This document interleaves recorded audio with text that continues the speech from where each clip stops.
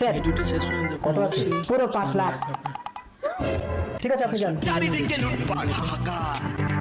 কি ব্যাপার মিত্রা, আজ নাইটে কি তোমার ডিউটি আছে? স্যার আপনি 5 লাখ টাকার জন্য আমাদের হাসপাতালে নকল ওষুধের পারমিশন দিয়ে দিলেন? এই ওষুধ খেয়ে রোগীরা তো অসুস্থ হয়ে মারা যাবে স্যার। ঠিক আছে 5000 নিয়ে নিজের মুখটা একটু বন্ধ রাখো মিত্রা।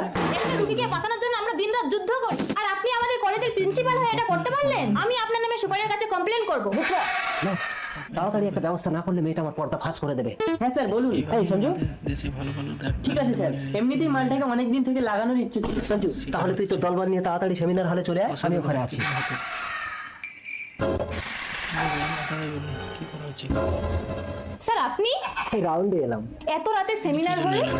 তুমি নাকি প্রতি মুহূর্তে রোগীকে বাঁচানোর জন্য যুদ্ধ করো, আজ একটু নিজেকে বাঁচানোর জন্য যুদ্ধ করো তো মিত্রা। দলবল নিয়ে পুরো রেডি হয়ে এসে গেছি স্যার, সঞ্জু আশা মিটিয়ে নিয়ে খতম করে দে। পুরো পুষিয়ে দেবো। আরো অনেকে আসছে ম্যাডাম। আপনার